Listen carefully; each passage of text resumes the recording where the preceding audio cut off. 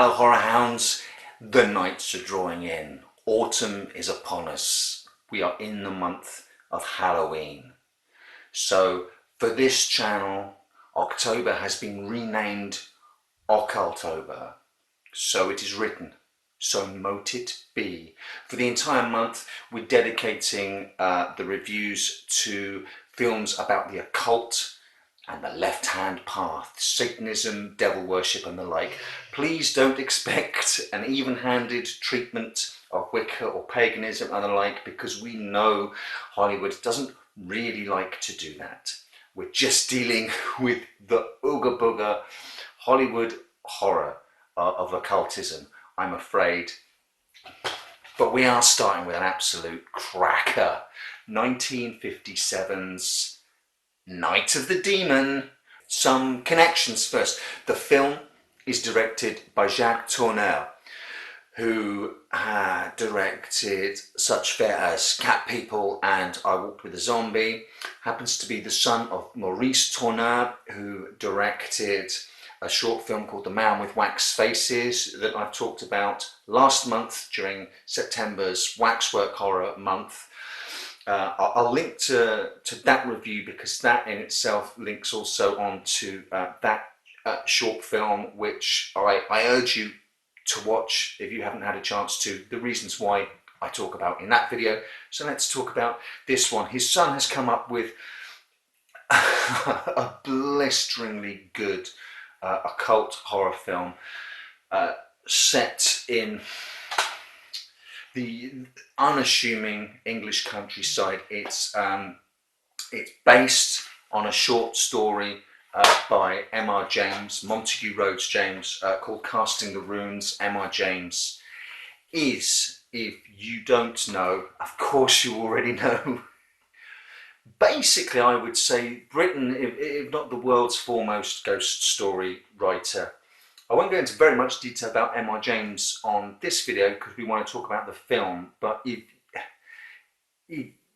you want some really good ghost stories, and I mean basically world-class ghost stories, you would do much worse than checking out the short stories of M.R. James. Really, with such a strong foundation, it would be practically impossible to make a crappy film out of it. And in fact, that is the opinion of the director and the writer, Charles Bennett.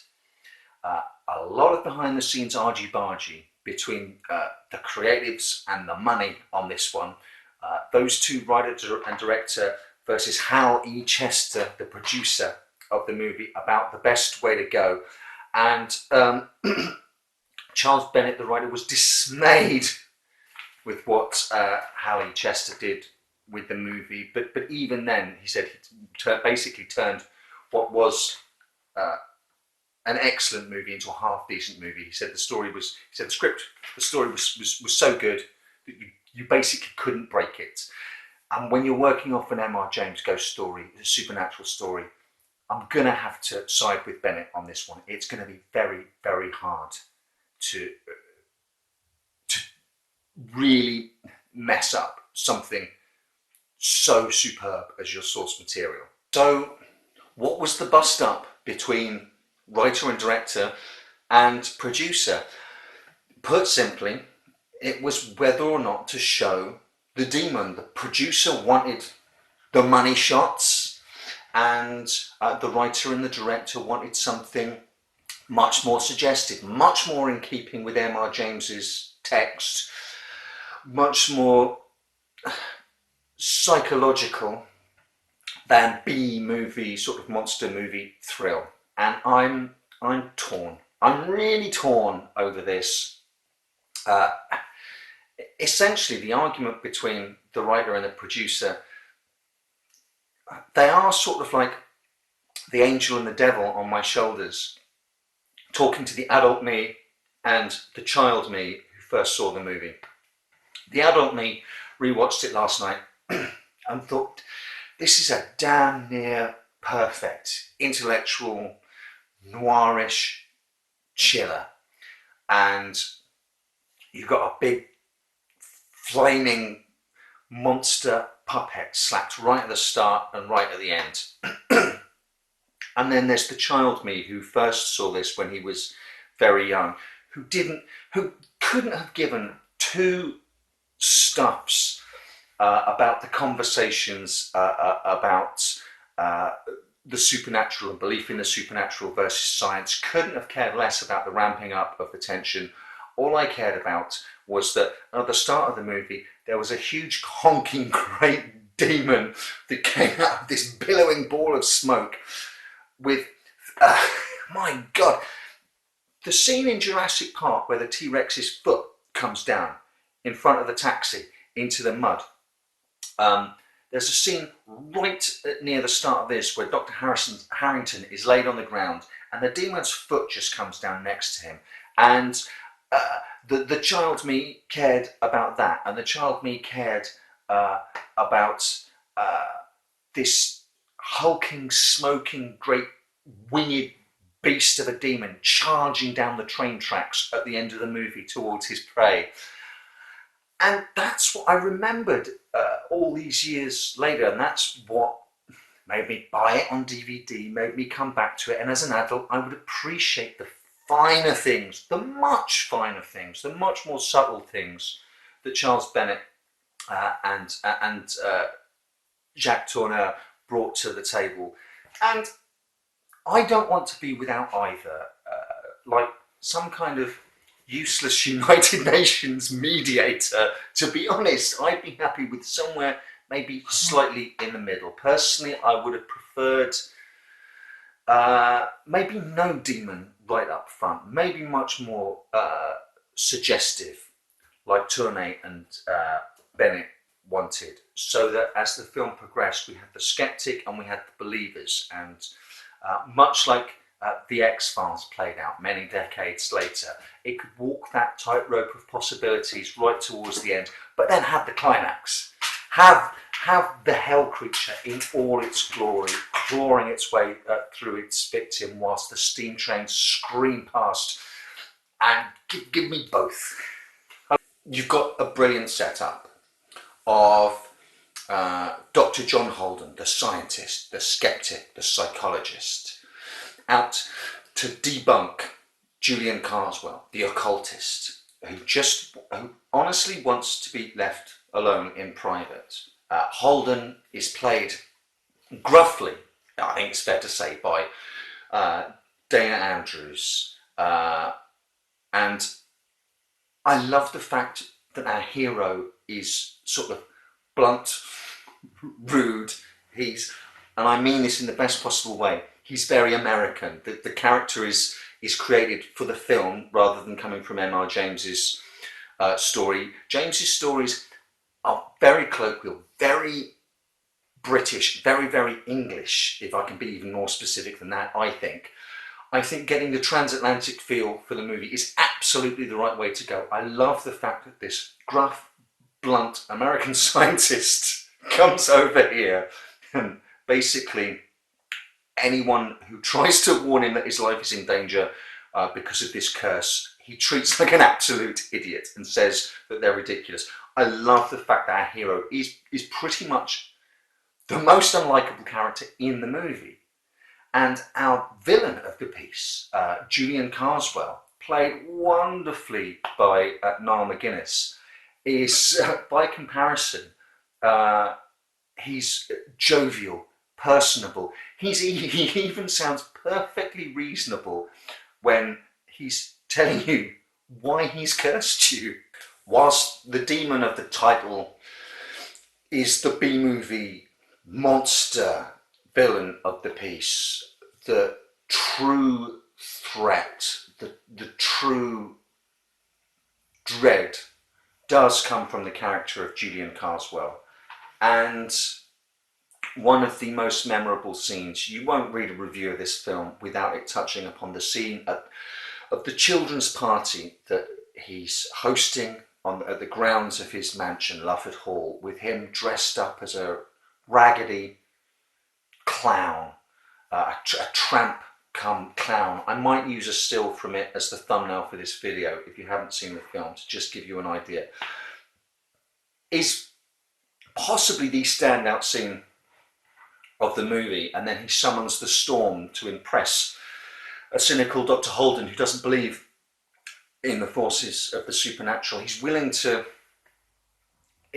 spoil the party to show off. He's sort of a spoilt child of an occultist. You get the impression that he's never fully in control of the powers that he's got at his fingertips, and that's probably ultimately his downfall. But just the uneasy sense of wrongness of this seemingly happy man dressed as the clown entertaining the children. But when the storm clouds, if you'll allow me this metaphor, roll over his face, and you can see that he's unhappy behind the painted on clown's smile, and then literally brings the storm clouds rolling in. That, coupled with their meeting in the British Library, where the scene where Carswell, actually unbeknownst to us on first viewing, passes the cursed parchment over to Holden, and then there's that strange shot of him walking down the corridor in silhouette, whistling away to himself as he's pulled off this trick, Loki-like, and the picture goes all wobbly, and he just always seems to be dancing on the fringe of wrongness, does Carswell, presenting himself as the most reasonable, affable man, but the edges are curling up on that facade and curling round, and beneath it is something much more malicious and something that will really bite if you poke it. He's got very thin skin, has Carswell, and if you get beneath that thin veneer, then he goes straight to demon death curse with you. So there's no fucking around with him. He's someone that you really don't want to cross.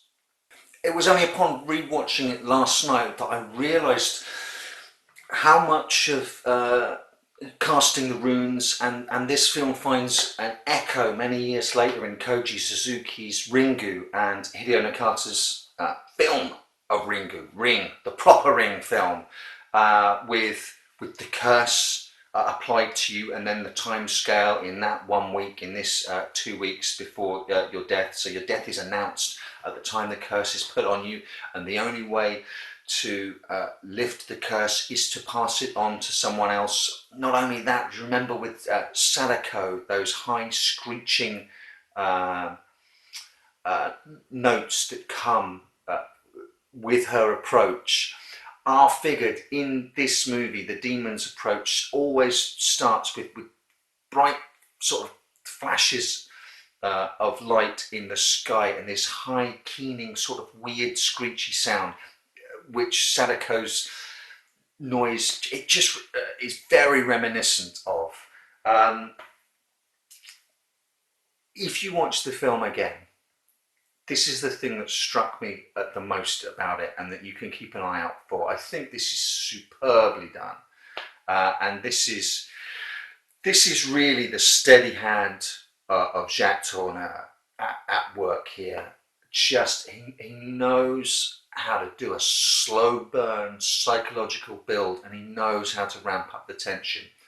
Watch the spaces around Dr. Holden, our skeptic and our hero, as the movie goes on.